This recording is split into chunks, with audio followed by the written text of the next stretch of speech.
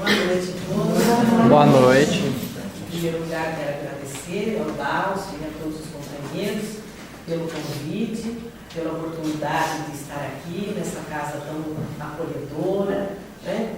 Com amigos tão queridos, tão especiais. Realmente é uma bênção e eu agradeço muito a vocês pelo carinho. Nós vamos hoje, se vocês não se importarem, eu prefiro ficar do lado de cada mesa por causa das minhas águas, porque eu tomo muita água. E assim fica mais fácil. Nós selecionamos um assunto para a gente conversar hoje, trabalho e espiritualidade. Primeiro a gente precisa fazer algumas considerações sobre o que seja trabalho. O Livro dos Espíritos, na sua parte terceira, que é o livro das leis morais, né, nos fala sobre a lei divina e natural. É aquela lei imposta por Deus para gerir todo o universo e vigorar em todos os tempos, em todas as sociedades. É aquela lei perfeita e imutável, como o próprio Deus. Então são leis que servem para nos guiar na nossa caminhada evolutiva desde sempre, desde todos os tempos. E uma das leis previstas, né, entre aquelas 12 leis morais, é a lei do trabalho. A lei do trabalho é, portanto, uma lei divina, é uma lei natural e é uma lei de observância geral, universal. Segundo Aristóteles, Deus é o motor supremo que move o universo e sustenta a vida. Por isso Jesus nos disse: meu Pai trabalha até hoje, né? Porque nós temos assim uma concepção de que Deus trabalhou, criou o universo como nós conhecemos hoje, e depois ele descansou. É assim que diz na Gênesis, né? Deus criou a luz, faça-se a luz, depois separe-se as águas das terras e tal, e surgem os peixes, surgem os animais, e foi. Aquilo tudo que nós vemos a Gênesis descrever como os 7 dias, né? Tudo 6 dias. No 7º dia Deus descansou. Aquilo tudo é realmente assim mesmo. O que aconteceu foi exatamente naquela ordem, né? Naquela sequência. Só que não é um dia cada período aqui. A Gênesis nos mostra como o primeiro dia, como se fosse um período de 24 horas que nós temos hoje como a marca do nosso relógio, né? Um dia. Não. Cada período daquele equivale a bilhões de anos. Então, foram etapas que foram sendo cumpridas uma após outra e que culminaram no que nós estamos conhecendo hoje. Só que Deus não está descansando, não. Nós estamos vivendo o 7º dia, mas Deus continua trabalhando. Ele não parou. Então, se Ele é o motor supremo que movimenta o universo, que sustenta a vida, o que aconteceria se Ele, por um instante, resolvesse descansar? Seria um caos. Seria um caos.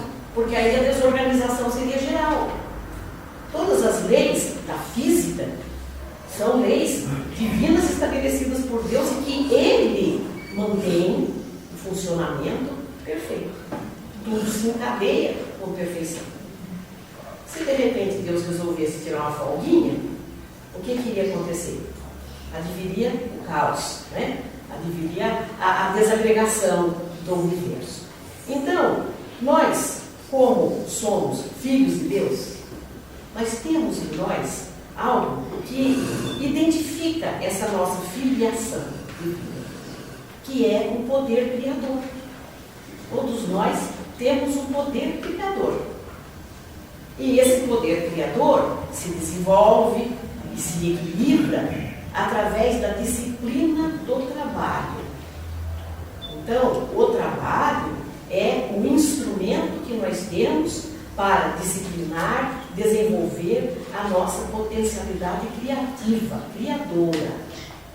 Porque nós somos seres criados por Deus, mas não somos seres acabados. Nós ainda não estamos acabados. Então existe até uma frase que andou percorrendo aí a internet uns dias atrás, alguém dizendo assim, desculpe, né, o meu mau jeito, desculpe as minhas falhas, mas eu ainda estou em construção. Porque nós estamos mesmo. Estamos em construção. Nós não estamos acabados. E nós estamos construindo, ou melhor, estamos sendo co-criadores da obra divina. Deus nos fez, nos deu um começo. Agora, o desenvolvimento é por nossa conta. E nenhum progresso se consegue atingir sem trabalho. Esse nosso poder criador, se não for disciplinado, se não for bem orientado, se não for aproveitado de maneira correta e eficiente, vai gerar em nós o mesmo caos, né, interior que geraria no universo se Deus parasse. Então, muitas vezes, as pessoas imaginam que trabalhar é algo ruim, trabalhar é algo que não é agradável. Muitos veem o trabalho como um castigo. Aí, nós vamos ver a origem dessa concepção. Lá também, no Antigo Testamento, na Gênesis, quando Adão e Eva são expulsos do paraíso e são condenados a ganhar o pão, né, do seu sustento com o suor do seu rosto. Aí a gente pensa assim, nossa, que castigo, né? Eles viviam lá no paraíso, bem sossegadinhos, sem ter preocupação nenhuma, tranquilos, e de repente foram expulsos do paraíso. Não, agora vocês vão ter que se virar. E aí nós interpretamos isso como trabalho. Então, essa cultura de que trabalho é castigo vem de longe na nossa mentalidade, vem de muito longe. Mas não é castigo. Essa questão do homem ter que ganhar o pão com o sustento, né, com o suor do seu rosto, não é castigo. Pelo contrário, é um recurso de equilíbrio para o homem. Erich Fromm, é um grande psicanalista alemão, ele nos ensina que o pecado original simboliza a conquista da razão. A conquista da razão. Então, é a partir do momento em que aquele ser animal, irracional, que vivia apenas com os recursos que a natureza lhe oferecia, lhe dava de presente, ele não precisava fazer esforço nenhum. Mas, de repente, ele evolui e ele começa a ganhar a razão, e ele começa a ganhar a capacidade de exercitar o seu livre-arbítrio, de fazer suas escolhas. Então, agora você vai andar com seus próprios passos. Isso não é castigo. Isso é uma contingência da necessidade evolutiva do homem. Para evoluir, era preciso que o homem aprendesse a se virar. Não é verdade? Um pai que tem um filho dentro de casa, né, enquanto é criança, nós suprimos todas as suas necessidades. Nós providenciamos tudo o que a criança precisa para se desenvolver, para ter saúde, para ter uma boa alimentação, para ter um estudo, né, uma formação. Mas depois que cresce, ele vai ter que andar com as próprias pernas, ele vai ter que trabalhar, ele vai ter que lutar pela vida. Papai e mamãe não vão ficar carregando no colo a vida inteira. E quando papai e mamãe ficam carregando no colo por um tempo muito prolongado, o que acontece? Estraga o filhinho, né? Estraga o filhinho. Então o filho não vai aprender a ter responsabilidade, não vai aprender a caminhar com as próprias pernas. Deus, por muito nos amar e por querer que nós progredíssemos, que nós evoluíssemos, Ele nos fez isso. Agora você vai trabalhar, agora você vai lutar pela sua manutenção. Então aquilo não foi castigo, gente. Né? E trabalho não é castigo. Nós precisamos parar com essa ideia, né? Com essa mentalidade. Muitas vezes as pessoas passam isso para os filhos. Chega domingo à noite, já viram gente que tem síndrome da segunda-feira? Eu conheci uma pessoa assim, que tinha síndrome da segunda-feira. Domingo, quando tocava a musiquinha do Fantástico, já entrava em desespero. Porque já está chegando a segunda. Você escuta a musiquinha do Fantástico, você já viu que o domingo já acabou, né? Acabou o domingo, então já tem a perspectiva da segunda logo ali. E a pessoa entra em desespero. E essa pessoa que eu conheci, eu depois com o tempo percebi que na família dela era assim que funcionava. Os próprios pais, né, tinham esse conceito, né? Então, castigo. Segunda-feira é um castigo. Segunda-feira é um dia horrível, né? Por quê? Porque tem que voltar a trabalhar, exercer suas atividades. Então, as pessoas veem o trabalho como um castigo, como um peso. Quando, na verdade, nós temos que ver o trabalho como algo que nos engrandece. Algo que nos ajuda a desenvolver as nossas potencialidades. No início, né, o homem trabalhava apenas pela sua sobrevivência. Buscava a sua sobrevivência. Quando ele vivia no estado de natureza, era aquele fenômeno eminentemente predatório e nômade. Predatório porque o homem ia explorando tudo que havia ali naquela região onde ele estava. Então, onde ele estava situado, o que tivesse ali de frutos, ele ia colhendo, ele ia se alimentando, ele ia comendo e acabava com tudo aquilo ali. De repente, olha, aqui não tem mais nada para a gente explorar, então vamos para outro canto. Então, é a vida do nômade, né? Ele vive cada vez num lugar, ele vai andando, procurando onde haja recursos para suprir suas necessidades.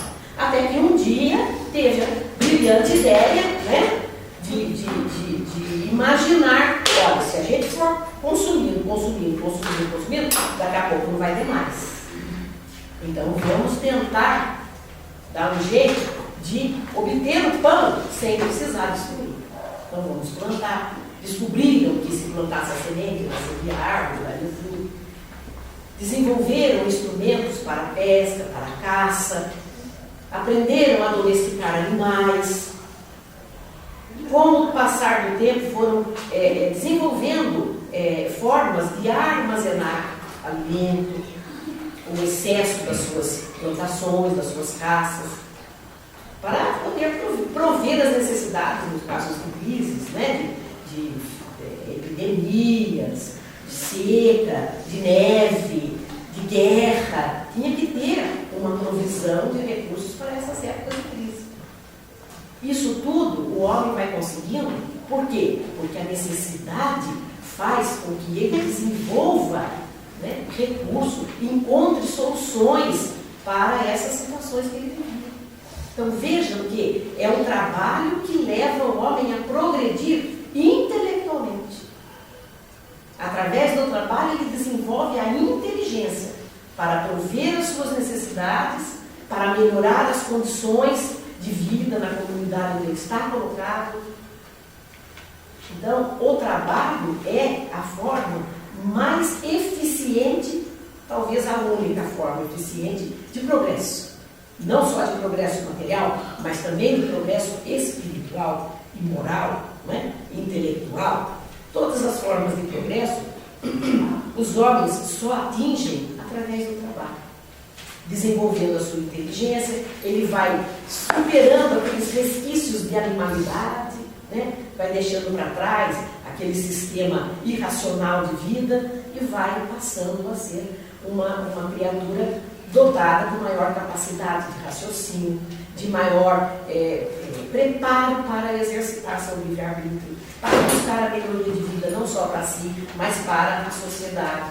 Surge o escambo, né? A criatura que tem um determinado produto sobrando, troca com outro que tem que ela não tenha, essa troca de produtos. É o primeiro sistema econômico que as sociedades humanas encontraram, que foi o escambo, a troca de produtos. Até que surgisse moeda e tal, tudo mais. Então, a sociedade foi se estruturando, foi se desenvolvendo, sistematizando a partir do trabalho dos homens. O trabalho que é imposto ao homem pela necessidade de sobrevivência, de garantir a sobrevivência da sua prole, de domar os recursos da natureza, de aproveitar os recursos da natureza de forma inteligente. Isso tudo nós estamos vendo ainda hoje. Né? Ainda hoje, nós estamos recebendo ensinamentos de como utilizar os recursos da natureza, mas de forma sustentável, né? Sem depredar, sem degenerar os recursos que nós temos. Tudo isso é progresso. É progresso, é desenvolvimento intelectual, social e moral do ser humano. Nós, como sabemos, o trabalho não se restringe apenas ao trabalho material, né? Quando nós falamos de trabalho, não é só o trabalho de esforço físico, né? O trabalho material. Nós falamos de todo o trabalho de conhecimento, de desenvolvimento de ciências, de pesquisas, né? Na busca de condições melhores de vida para uma coletividade. Todo o trabalho que é realizado intelectualmente, as artes, né? As artes representam um quinhão muito importante de trabalho da humanidade. Porque através das artes, os homens retratam inspirações do plano superior, através das artes, os homens transmitem aos seus semelhantes, aos seus contemporâneos, obras que desenvolvem sentidos sublimes, sentimentos sublimes das pessoas. A literatura, a poesia, as artes plásticas, enfim, toda forma de arte é nobre e é trabalho, é considerado como um trabalho, e um trabalho importantíssimo para o desenvolvimento moral e intelectual das sociedades. Na antiguidade romana, houve uma época, um período, em que o trabalho foi desonrado. Os romanos desonraram o trabalho, fizeram do trabalho condição de escravatura. Então, trabalho, quem fazia eram só os escravos. Os patrícios não trabalhavam. Viviam apenas do trabalho dos escravos. Cada povo que era conquistado pelo Império Romano era escravizado, né? Tinha que trabalhar, pagar impostos ao imperador, e os romanos, os patrícios, os nobres, estavam lá só naquela vida de ociosidade constante. E o que foi que aconteceu com o Império Romano? Foi a total desagregação, foi a queda absoluta da moral, né? O domínio absoluto das paixões mais inferiores, a dissolução total. A dissolução total. Por quê? Porque cultivavam, né, o ócio, e o homem que trabalha, o homem ocupado com a sua tarefa, ele tem, abranda suas paixões. A pessoa que tem trabalho, que tem ocupação, as pessoas dizem que mente vazia é a oficina do demônio, né? E é mesmo. Porque a pessoa que está trabalhando, que está ocupada com uma atividade, ela não tem tempo para pensar, né, em bobagens. Então, as suas paixões vão se abrandando, vão se aplacando. Ao passo que a ociosidade é a que dá o terreno propício para o desenvolvimento das mais baixas paixões, das mais inferiores tendências do ser humano, e propicia as realizações de todas essas paixões inferiores. Vocês querem um exemplo disso? Não precisa ir muito longe. Eu moro em Tremembé, aqui pertinho de vocês. Tremembé é cercada por estabelecimentos penitenciários. São milhares de mentes desocupadas, com todo o tempo do mundo livre para entregar aos pensamentos, às tendências, aos arrastamentos inferiores. O que é que pode sair dali, gente? Lá no nosso centro, quando nós fazemos a nossa vibração toda semana, nós pedimos muito pelos irmãos que estão lá, porque aquilo, queiram ou não, afeta a economia espiritual da cidade. Porque são muitas mentes, né, voltadas para o mesmo objetivo. Eu tenho comigo e defendo isso, há muitos anos que comento, falo sobre isso, que a melhor forma de se mudar um pouco esse sistema seria que cada um trabalhasse. não é trabalho pesado, não é trabalho forçado, não é nada disso. Mas cada um que está lá dentro teria que aprender uma atividade produtiva. Porque não é possível que uma pessoa não tenha habilidade para nada nesse mundo. Não é possível. Para alguma coisa, para alguma atividade, o cidadão tem que ter, né? Alguma coisinha para desenvolver. Então ele pode trabalhar na cozinha, ele pode trabalhar na horta, ele pode trabalhar na lavanderia, na marcenaria, na alfaiataria, alguma coisa ele tem que produzir. Até porque sua mente estando ocupada o dia todo, ele não vai ter tanto tempo para ficar pensando, né, em coisas ruins. E o que é pior, a dignidade da criatura vai lá no pé, né? A pessoa que não trabalha, que não faz nada, que vive à custa do trabalho dos outros, que é um parasita na sociedade, é alguém que perde a sua dignidade, perde o seu amor próprio, porque o trabalho é a honra do homem, o trabalho é a dignidade do homem. Então, a oportunidade de trabalho que se oferece a essas pessoas é uma caridade que se faz a elas. Não é castigo, não é castigo. Não é falar, o preso vai ser castigado porque ele vai ter que trabalhar. Não, não é castigo, é uma oportunidade.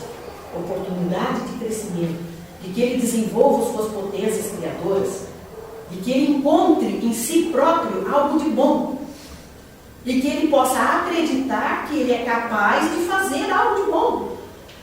Porque muitos deles acham que não prestam nada, só prestam para fazer o mal. Eu só presto para errar. Coisa certa eu não sei fazer, não vou conseguir. Vai sim, vai sim. Tem que dar uma oportunidade para ele. Ele consegue. Muitos conseguem, né? Então, o trabalho é que nos dá esse sentimento de dignidade, de amor próprio, de honra. E, além de tudo, o trabalho é um excelente remédio para as nossas angústias. Sabem que não tem remédio melhor nesse mundo para acalmar nossas dores morais. Todas as nossas dores morais, todas as nossas decepções, todas as nossas tristezas, nossas preocupações, nossos sofrimentos morais, todos eles se abrandam através da atividade produtiva, através do trabalho. Tem muitas pessoas que, quando aposentam, ficam doentes, né? Uma vez um médico me perguntou isso. Eu fui ao médico, porque eu estava tendo uns problemas, e ele me perguntou: a senhora faz o quê? Eu sou aposentada. Eu aposentei muito cedo. Aí ele falou para mim: a senhora ficou depressiva quando aposentou? Eu falei: não fiquei. Lá é muito comum a pessoa que trabalha durante muito tempo, depois quando aposenta fica depressiva. Porque a inatividade faz com que a pessoa, né, fique ali naquela indolência, se entregue a esse ócio total, né? Eu falei: não, graças a Deus eu não tive depressão, porque também eu me mantive ocupado. Eu aposentei, mas eu me mantive com outras atividades. Porque a pessoa aposentar e ficar sentada dentro de casa, na frente da televisão o dia inteiro, sem fazer absolutamente nada, não pode, não é saudável, né? Não é saudável. Então, quando nós temos uma preocupação, quando nós temos uma ansiedade, pessoas que perdem um ente querido e que ficam sofrendo durante muito tempo, né, aquela saudade, aquela falta, se ficar sem fazer nada é pior. Então, o que é melhor? Vamos arrumar uma ocupação. Eu já sou aposentada, eu já ganho, não preciso trabalhar. Mas vai arrumar um trabalho voluntário. Tem tanto trabalho voluntário para se fazer, não tem? Tem tantas equipes que desenvolvem esse tipo de atividade. Há uns tempos atrás eu andei acompanhando minha irmã, que fez um tratamento lá no Hospital Regional da Taubaté, teve um câncer, fez cirurgia, depois fez quimioterapia, e eu ia todas as semanas lá com ela.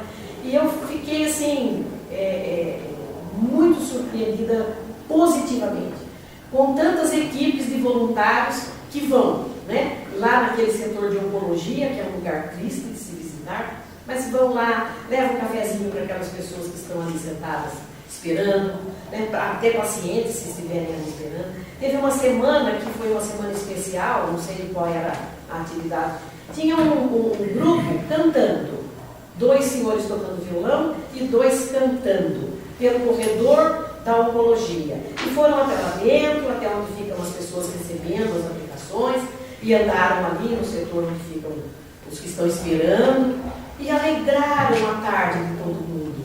Foi uma coisa tão bonita, e as pessoas cantavam junto. Imaginem uma pessoa que está ali esperando para receber um tratamento agressivo, né? Como é a quimioterapia, portadoras de uma doença tão grave, e de repente, por alguns instantes, elas esqueceram daquele sofrimento e cantaram junto com aquelas pessoas que estavam ali cantando. Isso é uma caridade que não tem preço. Isso é uma caridade que não tem preço. E por que estavam ali aqueles amigos? Por amor, né? Por amor. Ah, eu já sou aposentada, não tenho mais o que fazer. Vai lá levar um cafezinho para aqueles coitados que estão esperando. Vai num lar de idosos fazer uma visita. Os idosos gostam tanto de conversar, gostam tanto de contar as histórias. Eles contam um monte de vezes a mesma história, mas não tem problema, a gente escuta. Né? Escuta, faz uma cara de surpresa. Ai, que beleza e tal. Isso alegra aquela pessoa que está ali, que muitas vezes passa dias sem receber uma visita, sem receber um sorriso. São pequenos atos que nós podemos praticar que vão preenchendo o nosso tempo livre. Quando nós temos tempo livre. Quando não temos tempo livre, não tem problema. A gente pode se organizar de uma maneira que sobra, né, um tempinho para fazer alguma coisa assim. Para prestar um trabalho que não seja simplesmente um trabalho remunerado. Porque no Livro dos Espíritos, Allan Kardec pergunta aos espíritos orientadores: o que é trabalho? Quando se fala em trabalho, nós logo pensamos em salário. A primeira coisa que vem na cabeça é o salário. E os espíritos disseram a Kardec: trabalho é toda ocupação útil, independentemente de ter remuneração ou não. Qualquer ocupação útil é trabalho. E todos nós temos capacidade para fazer algum trabalho, por simples que seja, mas é sempre valioso, é sempre importante, né? Quando nós estamos aqui encarnados, nós temos as nossas lutas materiais, temos os nossos reveses da vida, vivemos num mundo de matéria densa, pesada, que exige de nós o sustento material, a luta pela sobrevivência. Mas, depois que o homem atinge, o espírito evolui, né, um tanto, ele vê que a sua necessidade não é apenas material. Ele já começa a entender que precisa buscar outras necessidades, o atendimento de outras necessidades, que são necessidades espirituais. Aquele filho já crescido, já adulto, que se sente preparado e resolve colaborar com o pai no sustento dos irmãos menores. Mas o sustento não é só material, o sustento também é espiritual. Nós também vivemos e necessitamos do pão espiritual. A doutrina espírita nos mostra, né, nós aprendemos que os amigos que não vivem mais na matéria, que não têm mais necessidades materiais, nas colônias espirituais do mundo maior, se dedicam a fazer o bem, a socorrer, a amparar, a aliviar o sofrimento daqueles nossos irmãos que vivem desamparados nas zonas angalinas, desorientados. Então nós vemos muito, a literatura de André Luiz é riquíssima em casos assim. A equipe espiritual vem para amparar e ajudar, tanto aos encarnados quanto aos desencarnados que vivem aqui nas imediações da cruz. Já nos planos mais elevados de desenvolvimento de conhecimento, de espiritualidade, temos aqueles grandes engenheiros siderais, né, que trabalham coordenando as manifestações da natureza, executando sempre a vontade de Deus nessas questões mais abrangentes da humanidade. E o maior exemplo de trabalho que nós tivemos foi Jesus. Porque quando ele disse para nós: meu pai trabalha até hoje, ele acrescentou: e eu também. Lá no Evangelho de João, capítulo 5, versículo 17. Ele disse: meu pai trabalha até hoje, e eu também. O espírito mais puro que viveu entre nós. governador do nosso planeta desde as mais remotas épocas de surgimento da vida no nosso mundo, né? Controlando os destinos de tantas comunidades que por aqui caminham, por aqui se desenvolvem, com toda a sua capacidade, com toda a sua grandeza, e continua trabalhando por nós, e continua velando por nós, e comandando os destinos do nosso planeta.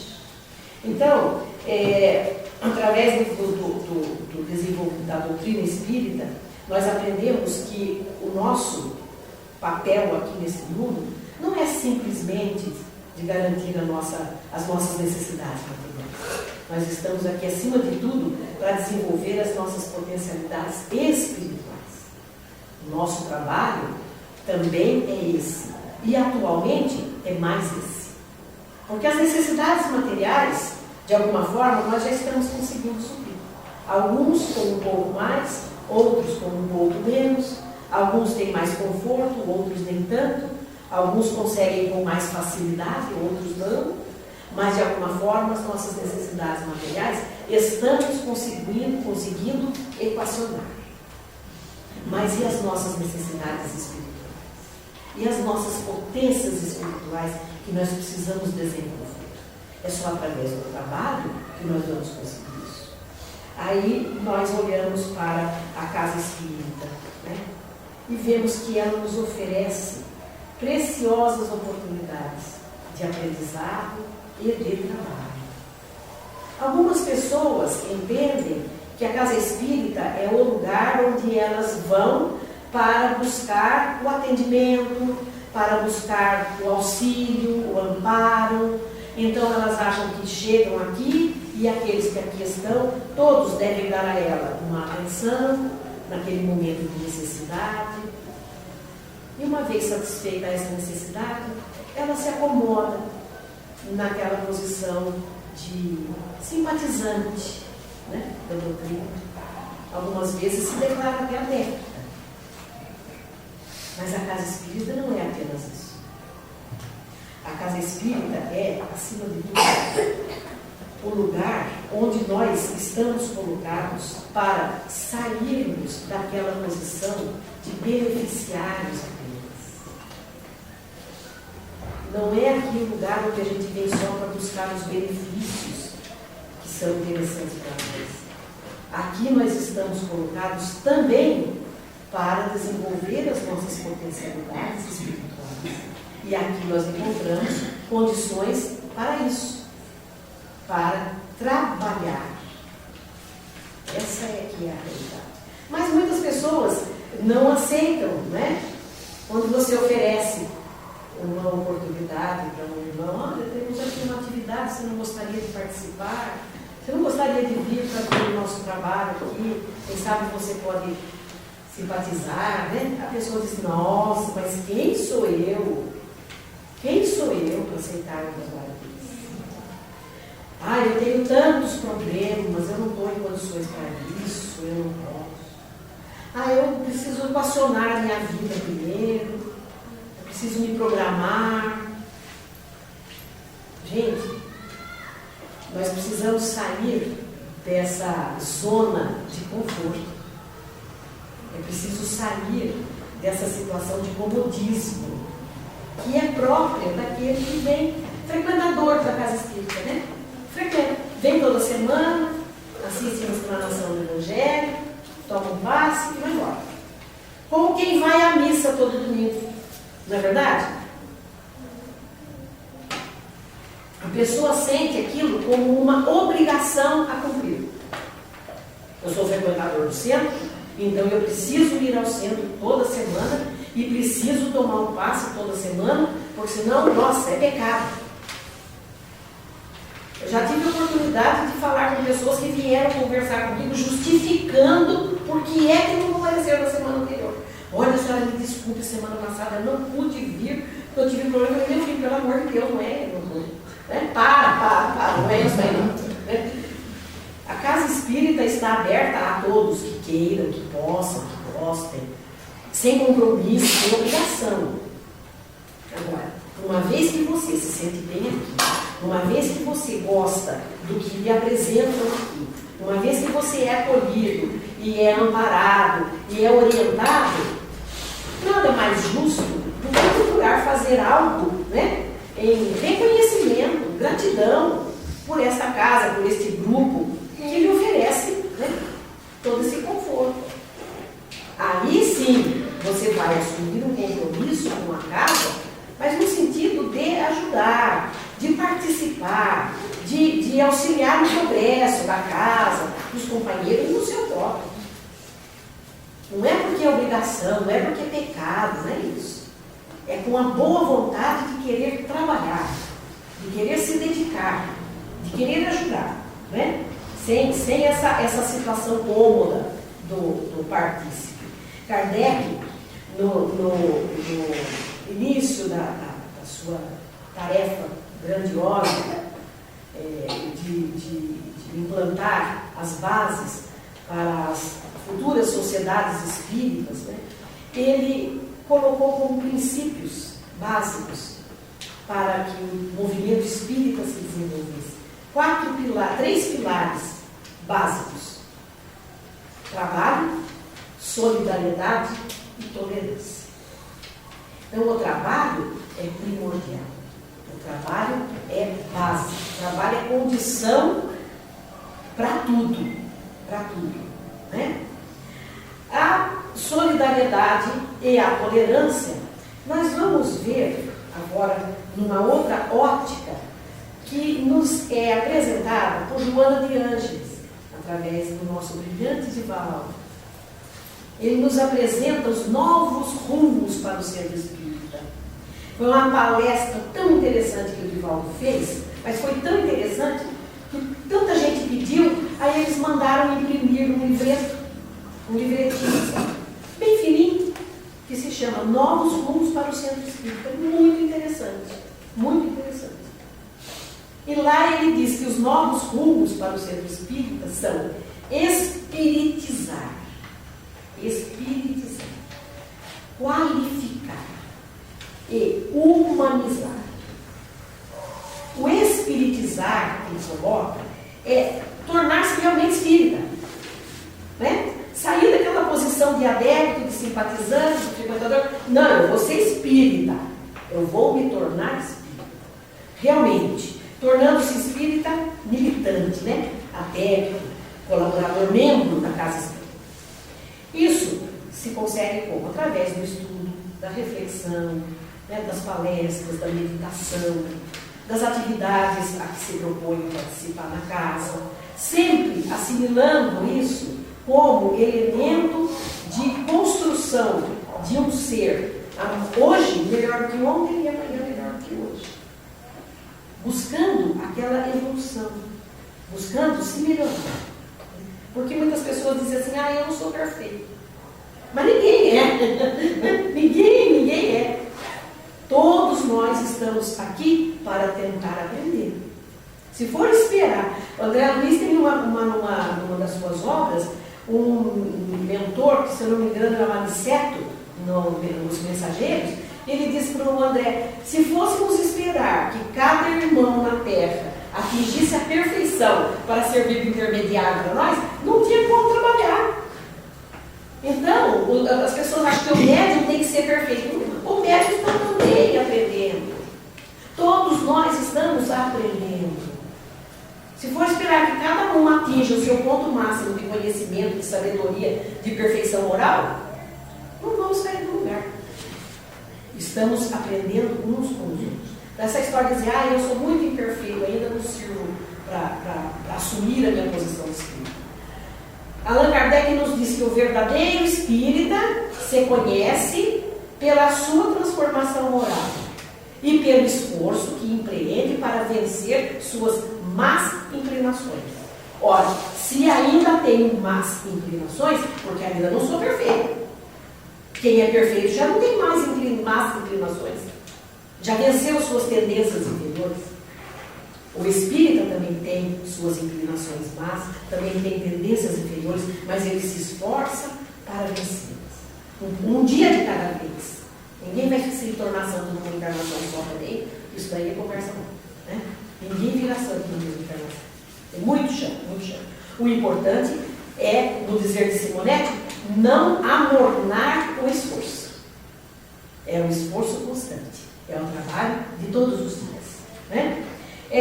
Quando nós falamos em qualificar, não se trata de elitizar, não é isso. Qualificar é adotar as qualidades de uma pessoa de consciência.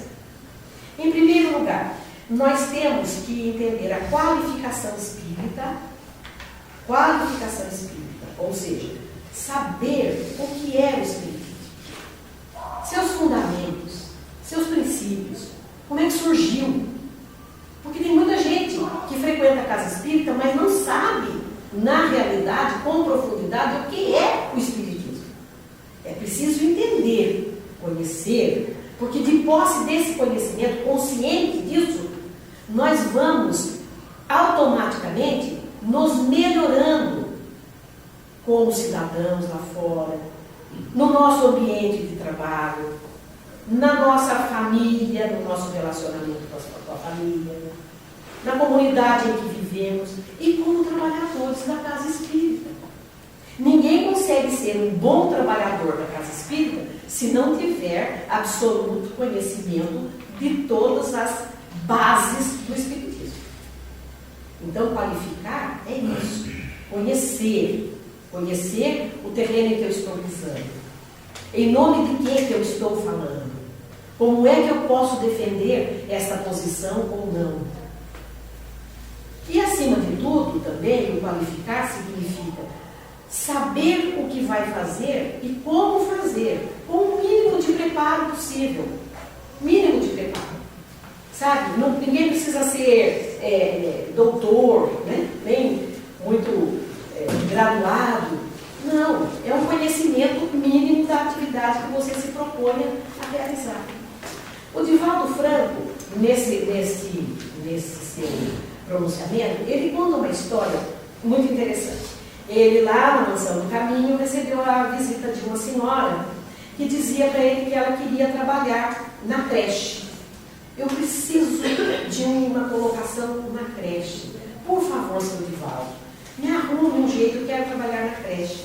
Porque ela tinha muitos equilíbrios emocionais, era uma pessoa que tinha distúrbios. E ela achava que precisava trabalhar para que Deus a ajudasse a se curar. Bom, em primeiro lugar, você procurar um trabalho pensando no que vai obter em troca, já não é o melhor caminho. Vou trabalhar, vou fazer caridade, vou me dedicar ao bem, porque aí Deus vai ser bonzinho comigo e vai me dar a cura. O entendimento dela era esse. Na verdade, todo trabalho nos ajuda a superar muitas dificuldades. Mas a gente precisa trabalhar de maneira consciente. O Divaldo perguntou para ela: a senhora quer trabalhar na creche? Quero sim. E a senhora está acostumada a lidar com crianças? Não. A senhora já trabalhou com crianças na sua vida? Não. A senhora tem filhos? Não. A senhora tem sobrinhos? Não tem. A senhora não tem nenhuma experiência com crianças? Não. Então como é que quer trabalhar na creche, meu Deus? Uma pessoa que nunca lidou com criança, não tem habilidade nenhuma com crianças, nem na família, nem profissionalmente, nunca precisou cuidar de uma criança. Como é que ela quer trabalhar numa creche? Então o trabalho é importante, sim, mas é preciso que você faça aquilo que pode ser feito com um mínimo de condições para isso. Para ajudar, sim, mas não para criar problemas. Uma pessoa dessa que você coloca numa creche vai te dar dor de cabeça, vai criar problemas.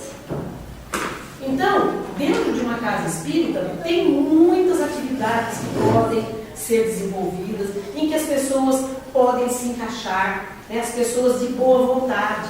Boa vontade é um elemento, é um componente bastante importante. É um primeiro passo muito positivo, mas indispensável é a qualificação. Porque se você pega 10 pessoas e coloca numa cozinha que nunca souberam fazer um arroz, não sabe ferver uma água, bota as 10 numa cozinha, o que é que vai sair? Não tem jeito, né? Então, a qualificação é a criatura ter o mínimo de preparo para poder fazer aquilo que ela se propõe a fazer. Se ela não sabe, vai procurar saber, vai procurar aprender. Nós temos lá na nossa casa, um companheiro, um grande companheiro de trabalho, dirigente também na casa, que é o Sérgio. O Sérgio, ele é filho de japoneses, inclusive a família dele é aqui de Pina, ele nasceu aqui. Mas desde que ele se casou, ele mora lá em Tremembé. Ele é engenheiro do ITA. Mas lá na nossa casa sempre a gente precisa fazer algumas coisas, promover algumas coisas que possam gerar recursos para nós, porque sabe como é a dificuldade de uma casa espírita. Então, há pouco tempo atrás, a casa estava assim, nossa casa é muito simples, né? Bem simples, né? E ela tem 67 anos. E se hoje as casas espíritas enfrentam dificuldades, imagina 60 e tantos anos atrás. Né?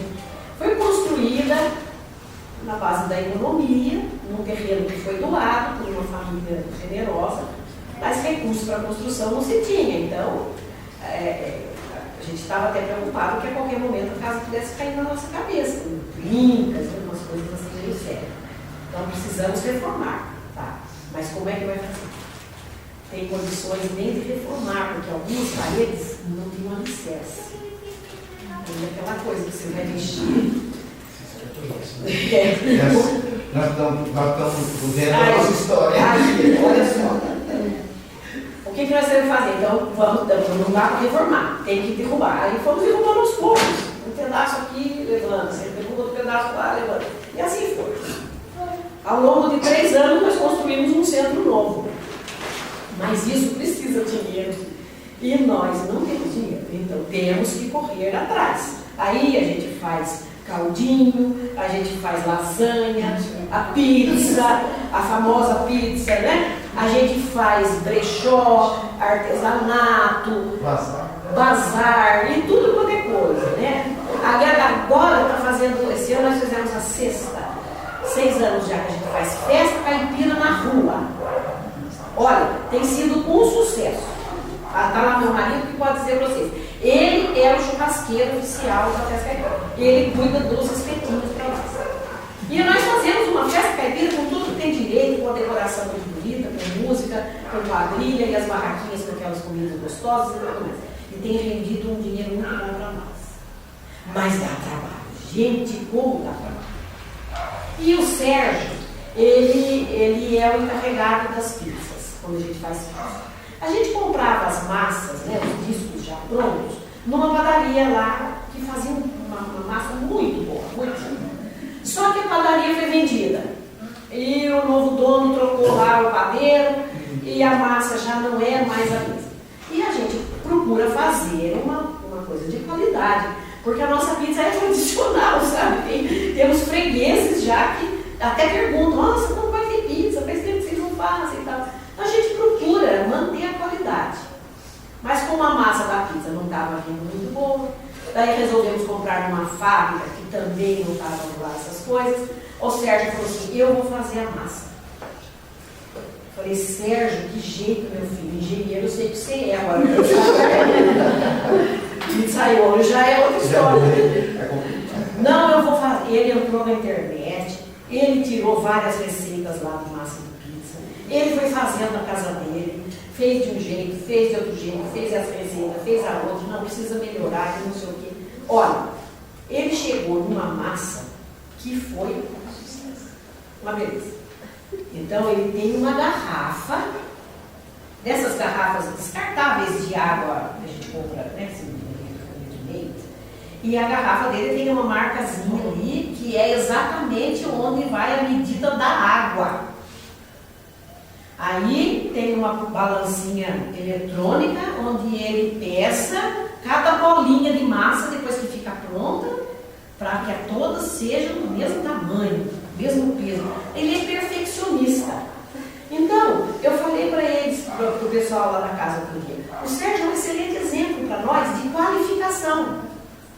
Ele não sabia fazer fazer, mas ele foi procurar fazer. Ele foi se aprimorar, ele foi aprender. Porque muitas vezes nós temos uma noção, e muita gente tem essa noção, é um trabalho voluntário, é um trabalho que eu estou fazendo, é uma doação, então vai de qualquer jeito. Não, não. Não é porque é voluntário que você vai fazer de qualquer jeito, não. Tem que ser feito com o mesmo esmero, com o mesmo capricho, com a mesma dedicação. Com amor aquilo que se faz. Quando a gente faz com amor, a gente faz bem feito. Agora, eu não me atrevo a pôr a mão na massa do Sérgio, porque eu não sei. E se eu for mexer naquilo, eu posso estragar. Aí, quando é a vez da lasanha, aí é por minha conta. Entendeu? Aí ele fica na dele e não vem captar no que lasanha. Porque cada um desenvolveu a habilidade para uma determinada coisa. Qualificou para aquilo. Então, essa qualificação, gente, não é uma questão de fazer curso no Senai, entendeu? Não é isso. É uma questão, aquilo que a gente tem uma facilidade, tem um pendor para fazer, a gente faz. E vai aprimorando, e vai aperfeiçoando, e vai aprendendo com um aqui e outro ali. Isso é dedicação, isso é amor ao que se faz. Isso é qualificação. Para que as nossas atividades se desenvolvam sempre da melhor forma possível. Você não vai entregar um trabalho de evangelização infantil a uma pessoa que não tem o mínimo conhecimento de didática, de pedagogia, de como lidar com a criança, de como passar o conhecimento. Não é verdade? Se você tem um trabalho de atendimento fraterno na casa, aquela pessoa que vai fazer esse trabalho, ela tem que se preparar. Ela tem que se qualificar para isso, porque é um trabalho delicado. É um trabalho muito delicado e muito sério, muito grave, que precisa ser feito com muita noção de responsabilidade. Então, todas as atividades dentro da casa espírita têm que ser feitas de forma esmerada, de forma qualificada. Agora, a qualificação, a espiritização que nós dissemos, né? Que é o tornar-se espírita, e a qualificação não vão resolver se não houver a humanização. O humanizar é o ponto que vai fechar, né? esta linha de raciocínio. Nós precisamos ter um sentimento de humanidade. Nós precisamos ter aquele sentimento que nos inclui como membros de um todo. Eu faço parte de um todo, faço parte de um grupo. E para que eu possa me inserir convenientemente, eficientemente nesse grupo, eu tenho que ter o sentimento de solidariedade que Kardec nos falou lá atrás, e tolerância. A solidariedade nós conseguimos com o trabalho. Quando nós nos unimos em torno de um trabalho, nós temos um objetivo comum, então somos solidários naquele sentido. Mas e a tolerância? A tolerância é aquela predisposição para podermos entender o nosso irmão com as suas dificuldades. Porque nós muitas vezes não conseguimos ver por esse lado. Nós temos que entender que cada um vai até onde pode e não até onde gostaria. Muitas vezes, aquela pessoa gostaria de fazer melhor, gostaria de ir mais além, mas ela não consegue. Cada um tem suas limitações. Todos nós temos limitações. Paulo nos deixou um exemplo fantástico a respeito disso. Quando ele nos disse assim: porque é que o bem que eu quero eu não faço, e o mal que eu não quero eu faço. Ou o contrário, né? Por que o mal que eu não quero eu faço, e o bem que eu quero eu não faço? Ele nos mostra a fragilidade da criatura encarnada que não consegue alçar voos mais altos. Muitas vezes a criatura deseja até ser melhor, deseja fazer melhor, deseja ir além, mas não consegue, porque todos temos limitações. Então, o nosso trabalho em conjunto precisa ter esse ingrediente primordial, que é a humanização. É a nossa capacidade de empatia, de nos colocarmos no lugar do outro, de tentar sentir o que ele está sentindo, de entender a sua dificuldade, de entender a sua fragilidade. Muito, muito triste quando a gente escuta alguém dizer assim: eu não vou mais no centro porque aquele fulano lá ele é muito ríspido. Aquela pessoa chega e não cumprimenta a gente. Nós não podemos deixar que o comportamento do outro nos afete. O comportamento do outro tire a nossa paz interior. A minha paz é minha. A minha paz é minha. Então, o que o outro faz não vai comprometer a minha paz. Se ele não demonstra boa vontade suficiente, isso é um problema dele, a consciência dele. A gente combina de fazer um trabalho, 2, 3 aparecem, o resto não vem. Cada um com a sua consciência. Cada um tem a sua noção de responsabilidade. Então você faz o que está ao seu alcance o melhor que você pode. Se o outro não fez, esse é o problema dele. Não vamos deixar que as fragilidades, as imperfeições das pessoas nos atrapalhem no desenvolvimento do trabalho da casa. A respeito disso, eu trouxe aqui um trecho do Evangelho que eu acho muito interessante. Está no capítulo 20, aquele dos trabalhadores da última hora, né? O item 8, é o último item do capítulo 20. Só o primeiro parágrafo. Chegastes no tempo em que se cumprirão as profecias referentes à transformação da humanidade. Felizes serão os que tiverem trabalhado no campo do Senhor com desinteresse e movidos apenas pela caridade. Suas jornadas de trabalho serão pagas ao cêntuplo do que tenham esperado. Felizes serão os que houverem dito a seus irmãos: trabalhemos juntos e unamos os nossos esforços, a fim de que o Senhor, na sua vinda, encontre a obra acabada. Porque a esses o Senhor dirá: vinde a mim, vós que sois os bons servidores, vós que soubestes calar os vossos melindres e as vossas discórdias, para que a obra não sofresse. A obra não é nossa. A obra é de Jesus. E nós estamos tendo uma grande oportunidade, um grande privilégio de trabalhar nessa obra. Olha, o mercado de trabalho é complicado, né, gente? Vocês estão vendo essa recessão, a quantidade de milhões de brasileiros desempregados? Na seara de Jesus, há trabalho para todos. Mas são poucos os que se dispõem a se entregar realmente a essa tarefa edificante, enobrecedora e honrada. Honrada e honrosa, porque nos enche de honra. O trabalho, a obra não é nossa, a obra é do Senhor. E nós não temos o direito de comprometer o andamento da obra por conta dos nossos melindres, né? Das nossas discórdias, das nossas bobagens. Porque o trabalho que nos garante o progresso espiritual é um trabalho justamente de disciplinar as nossas paixões. E é na casa espírita que o movimento espírita se estrutura para estar à altura da doutrina espírita.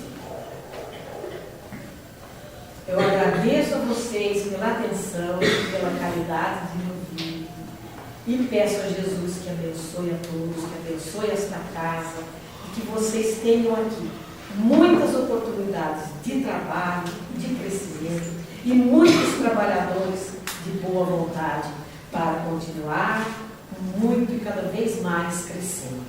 Deus abençoe.